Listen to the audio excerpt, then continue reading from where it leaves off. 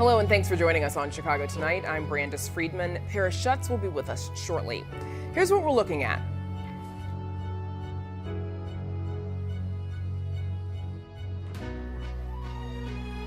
Former Northwestern athletes allege a widespread and toxic culture of hazing in football and beyond. The Chicago City Council again confronts the mounting price tag of police misconduct and finds its members deeply divided. Cash bail is set to be abolished in Illinois. What the Cook County State's Attorney makes of the historic move. And should the city be responsible for shoveling sidewalks? Our Spotlight Politics team has the debate. Now to Paris with our top story tonight. Brandis, that's right. Northwestern football players are finally speaking out about a widespread, well-known culture of hazing and sexualized abuse in the football program and beyond. They're vowing to hold the university accountable and support those who speak out as well. Chicago Tonight's Nick Blumberg is here with more. So, Nick, how many players came forward today? Well, Paris, 2 lawsuits against Northwestern have already been filed, one yesterday and one today, those lawyers said. Now, in a separate case, attorneys say they're representing 15 plaintiffs, most of whom were in the football program, but a couple who were in baseball or women's softball. And those same attorneys say they've been in conversation with some 50 former Northwestern student athletes across multiple programs. Now, this comes on the heels of an anonymous whistleblower's bombshell accusations against the Wildcat football program, broken in a story by the Daily Northwestern. Lloyd Yates played football at Northwestern for 3 seasons. He and 3 other former players spoke publicly today. They're among the 15 represented by civil rights attorney Ben Crump and Chicago-based colleagues.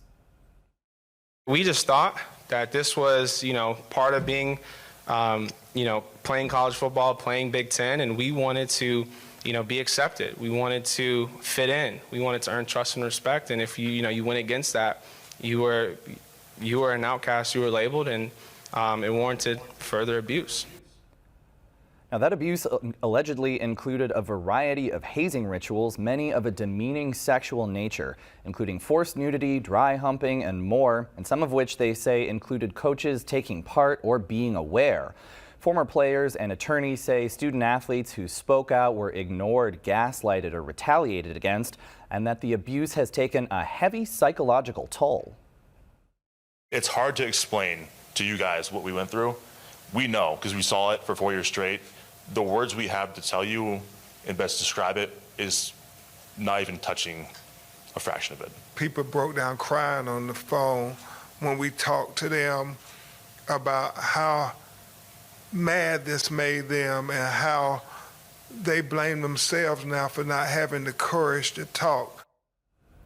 And Paris, attorneys representing those 15 plaintiffs say they haven't yet filed suit, but they expect to do so in the near future. But you did mention 2 John Doe lawsuits, so what do we know about those? That's right, and those are separate from the plaintiffs represented by Crump. Those suits are already with the court. Attorneys say they're waiting on John Doe certifications.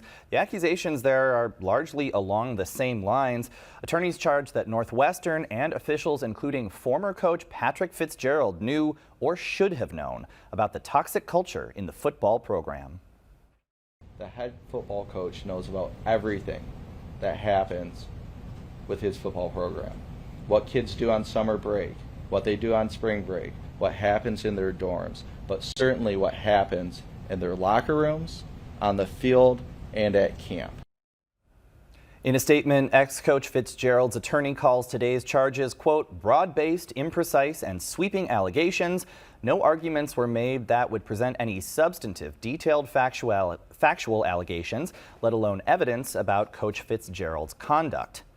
Now, for its part, Northwestern says it won't comment on pending litigation, but in a publicly released letter to faculty and staff yesterday, University President Michael Schill vowed, quote, to address this situation and ensure that our athletic program remains one you can be proud of, we will redouble our efforts to safeguard the welfare of each and every student athlete at Northwestern. Paris Schill says that includes approving a faculty senate request to hire an outside firm that'll evaluate the university's accountability mechanism and its ability to detect threats to the welfare of student athletes. I think the layers keep peeling back on this story. Thanks very much. You're welcome. Brandis, back to you with more of today's top stories. Paris workers at Loretto Hospital say they are preparing to strike, serving the hospital with a 10-day strike notice. The union representing the workers says the hospital has failed to address critical issues, particularly around staffing and wages. The group says the hospital's staffing vacancy rate ranges from 25 to 35%, and existing workers are forced to work 6 or 7 days a week, sometimes 12-hour shifts. The 200 employees affected include patient transporters, emergency room technicians, housekeeping workers, and others. The strike would begin July 31st unless an agreement is reached. Hospital representatives did not immediately respond to our request for comment. The proposal to have the city pay to plow sidewalks after a winter storm inches forward today. City Council committee okayed the creation of a working group to study the $7.5 million proposal dubbed Plow the Sidewalks. The group will include representatives of the Mayor's Office of People with Disabilities and the Department of Streets and Sanitation, and face a deadline of May 31st of next year. We'll have more on this later in the program. Chicago workers would get paid more leave time under an ordinance introduced today in City Council. When an emergency came up and I had to rely on my remaining vacation hours to maintain pay on my leave of absence, I am no longer having enough hours remaining to use, and I will remain unpaid with no more vacation hours for the remainder of this very necessary period off. 22nd Ward Alderman Michael Rodriguez is calling for a measure which would allow workers to earn 1 hour of paid leave for every 15 hours worked, meaning the average full-time worker could earn 15 or more days of paid time off in a year. Rodriguez notes that the city's existing sick leave ordinance only guarantees 5 sick days per year and argues it's not enough. His ordinance would allow workers to take leave for any reason. And City Council is also considering a proposal to eliminate the tipped wage. The proposal was introduced, although sidetracked from immediately advancing to a committee for consideration. The tipped wage proposal would mandate employers pay the city minimum wage of $15.80 per hour to all tipped workers who can currently make less. Mayor Johnson has signaled his support for both of these proposals. Up next, Cook County State's Attorney Kim Foxx on how she'll implement the new no-cash bail law. Right after this. Chicago Tonight is made possible in part by Alexandra and John Nichols, the Jim and Kay Mabey family, the Polk Brothers Foundation, and the support of these donors.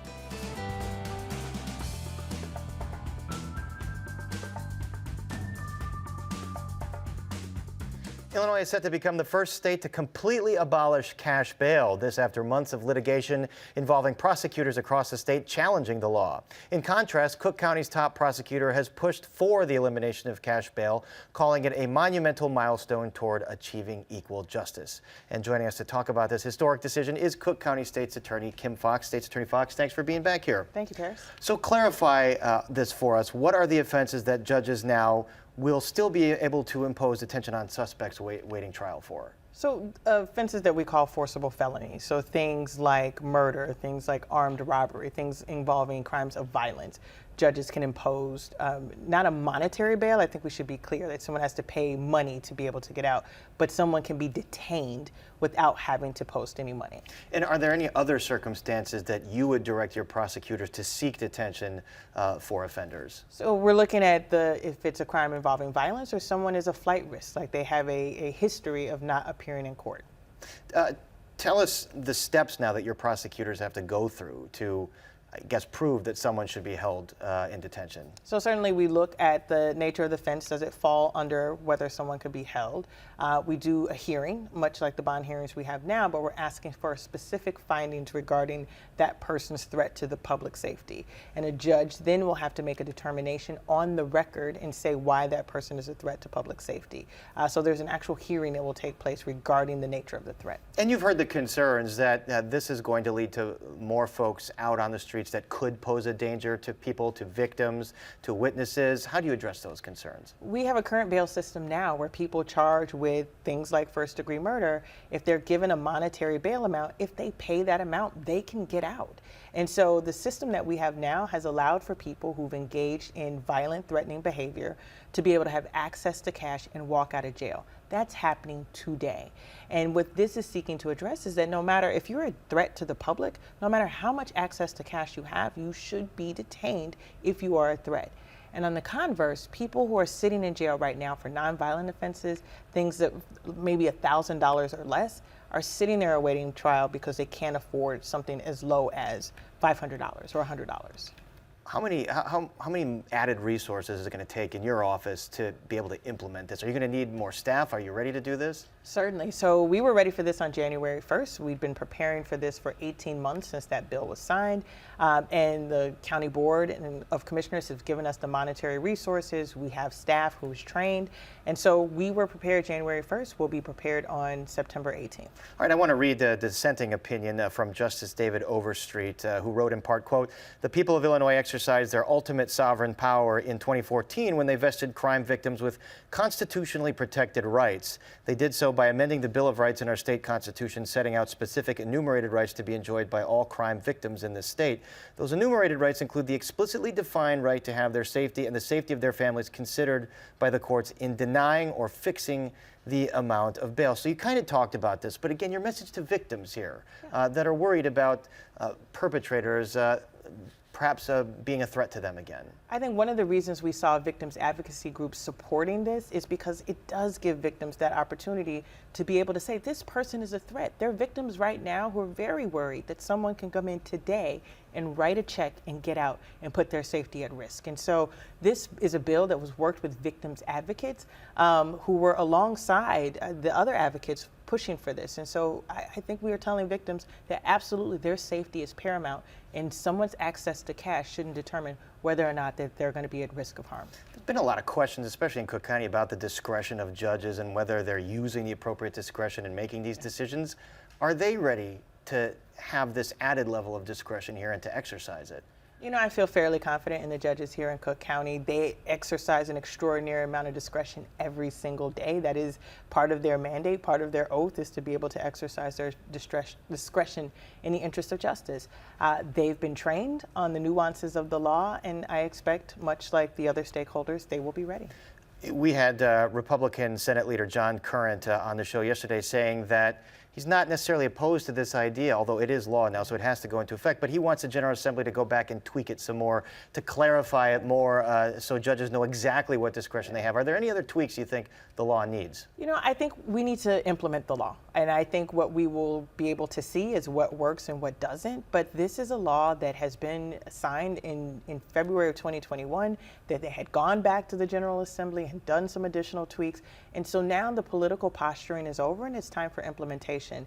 But certainly if in the implementation we see that there are things that have unintended consequences, I think we should always be able to go back and say, let's amend. So this is a very important time in the implementation of this. You're going to be around for the beginning of it, but you've announced that you're not seeking re-election. How come? You know, when I ran for office in 2016, I knew I wasn't going to be a career politician. And it has been 2 terms, and I think we've done some pretty incredible things over the course of the last 6.5 years, including seeing the elimination of cash bail, the first state in the country to do this. And so it's time for new leadership to come in.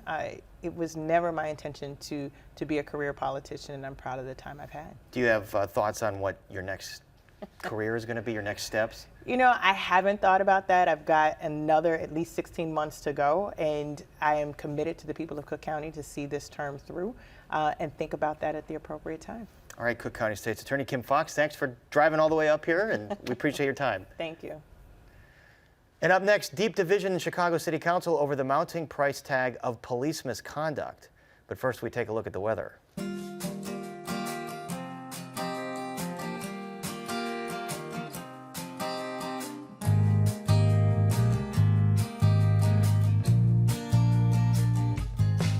The financial cost of police misconduct took center stage today at City Hall, with alderpeople rejecting a recommendation to pay $2 million to the family of a man shot and killed by a police officer in 2014 after a foot chase. But council members did agree to settle 3 other cases for $6.5 million. Here's a pointed exchange during today's meeting. For 8 years, we've been asking, hey, let's see, what happens when we try some of these cases in court. And I can't sit here any longer and hear that put your money where your mouth is and you pay for it, because it is my money. It's my tax dollars. It's your tax dollars. It's your constituents' tax dollars. All I'm asking for is for you to do your due diligence on both sides of everything. I rise to take issue with the comments from the alderman of the 41st Ward. All of us in our individual capacities have the right, the ability to sit down, go through the facts, go through the evidence, and make a decision. I do not believe that anyone here is acting in any way that is not in the interest of the city. WTTW News reporter Heather Sharon joins us now with more. Heather, tell us about the case that the City Council refused to settle on that kind of touched off this debate. Well, the City Council gambled today that their lawyers will be able to either acquit the officer who shot and killed Darius Cole Garrett in 2014, or that the jury will come back with a verdict of less than $2 million, and the trial itself will cost less than a total of $2 million.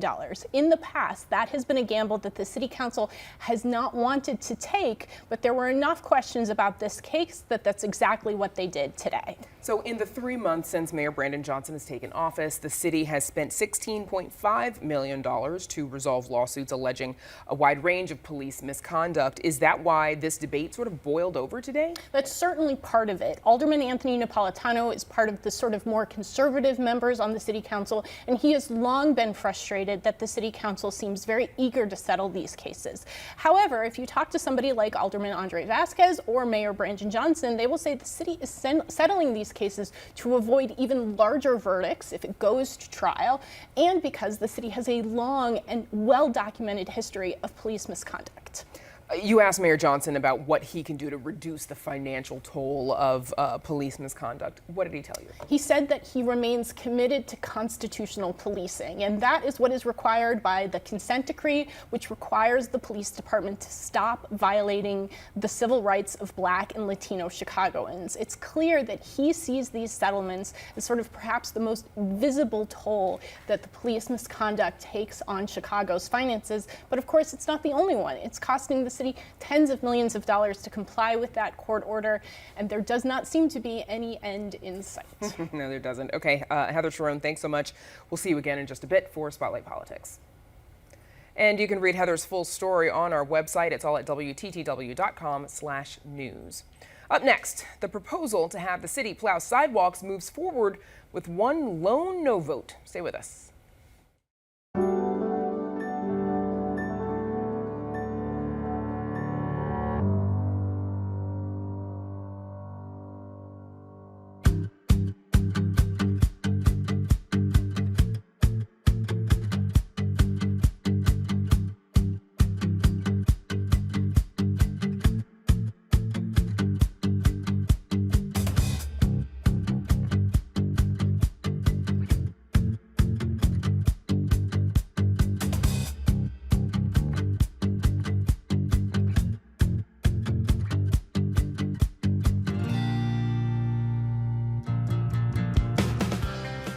Mayor Brandon Johnson is inching closer to making good on his campaign promises with labor. Here with that and much more is our Spotlight Politics team, Heather Sharon, Paris Schutz. So let's talk about the proposals. We mentioned them earlier. If passed, would be some major victories for labor.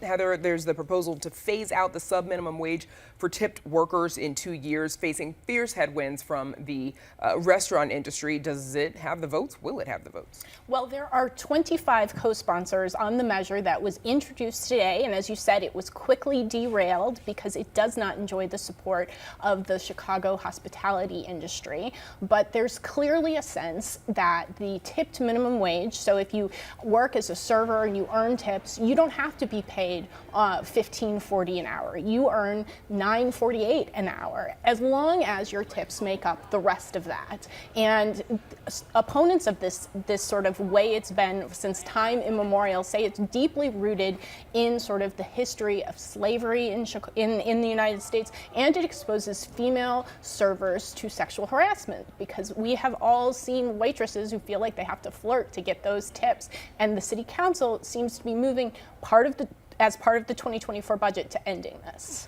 Paris City Council is also considering expanding paid time off for Chicago employees from 5 days per year, 5 sick days per year, to 15 days off for any reason, not just for being sick.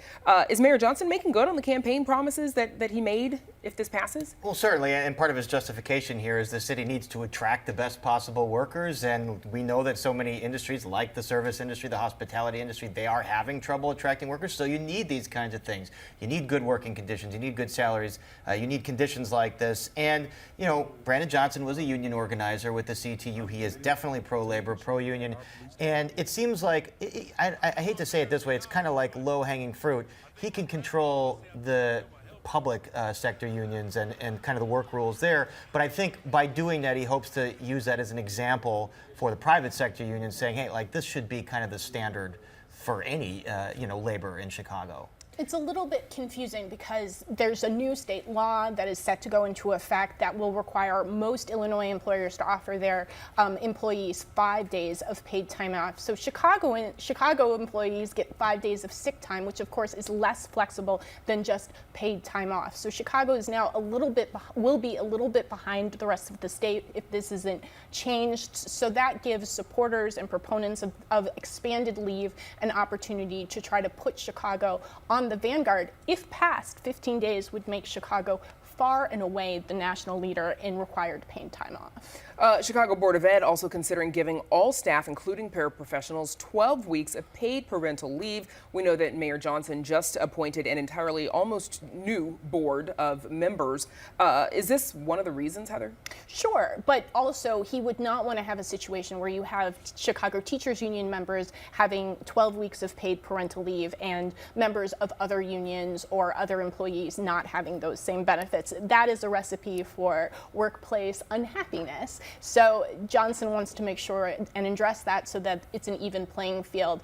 Again, pointing out the Chicago Police Department, its rank and file members do not enjoy specific paid parental leave. That is going to be continuing to be an issue. And you heard the FOP president Catanzaro speak out against that, his opposition to that. Hey, if it's good for the goose, it's good for the gander. Then the mayor's administration coming back and saying, well, it's not like apples and oranges here because police do enjoy, it's a different system, but up to 365 days off every 2 years. So it's hard to kind of like equate the two. They already have an existing leave Yeah. policy in place.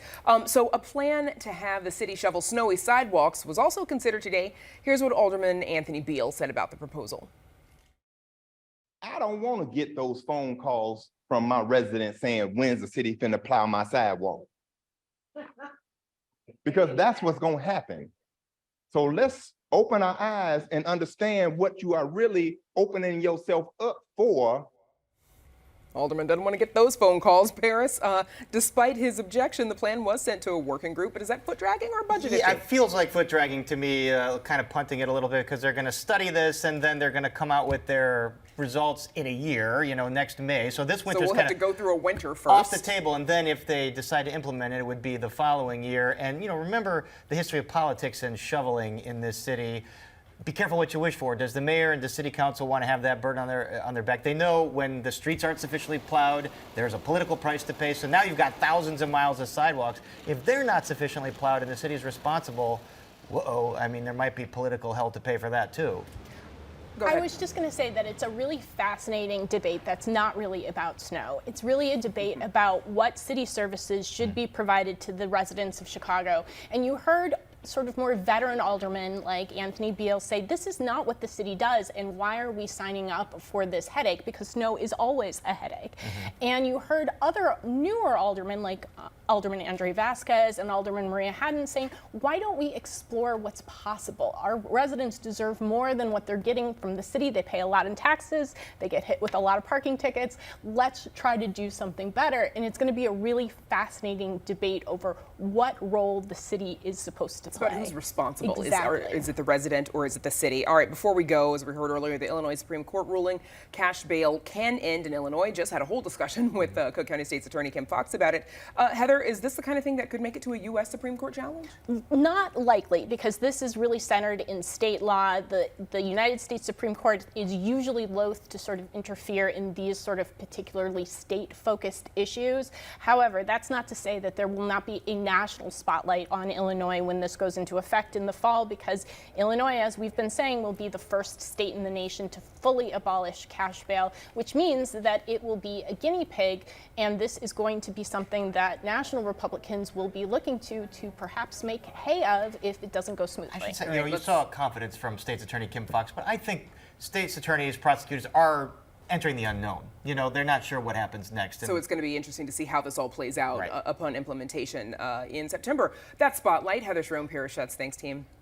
And that's also our show for this Wednesday night, and join us tomorrow night. With Christopher Nolan's epic Oppenheimer about to hit movie theaters, we explore Chicago's connections to the launch of the nuclear age.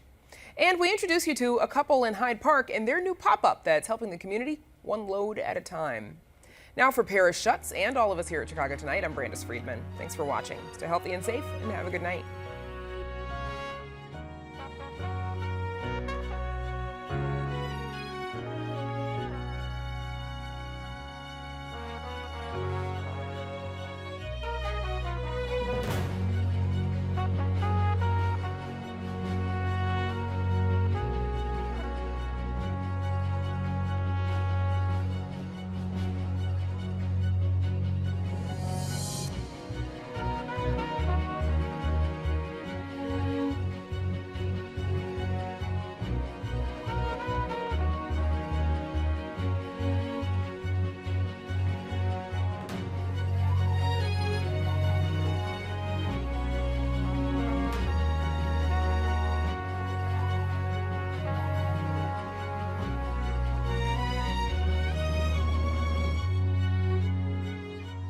Closed captioning is made possible by Robert A. Clifford and Clifford Law Offices, a Chicago personal injury and wrongful death firm, and proud sponsor of programming that offers advice and strategies to enhance the physical and mental well-being of fellow legal practitioners in Illinois.